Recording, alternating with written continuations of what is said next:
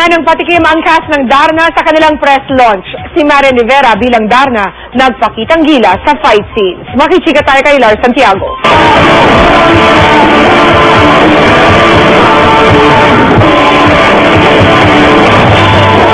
Sinimulan ng press launch ng Darna sa pag-awit ng bandang Kamikaze sa kanta nilang Darna.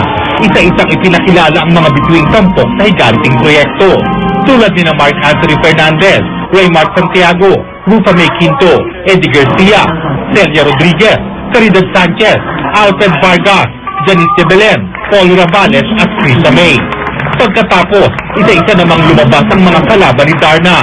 Si Paulo Contis bilang hari ng mga ahas, si Iwamoto bilang Valentina, si Era Madrigal bilang babaeng lawin, si Francine Prieto bilang babaeng tuod, si Margaret Wilson bilang babaeng linta, at si Nadine Samonte ang babaeng impacta.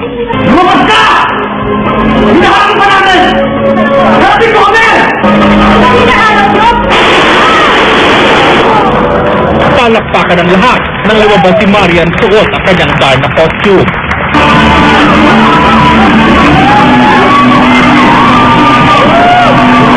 Hindi raw biro ang hirap na nararanasan nila para pagandahin ang telepantasya.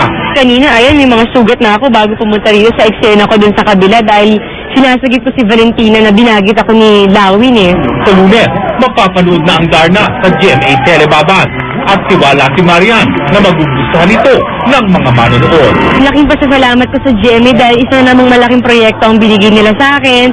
Saka thank you talaga sa kanila at sana i-enjoy nila ang Darna. Lars Santiago, updated sa showbiz happening.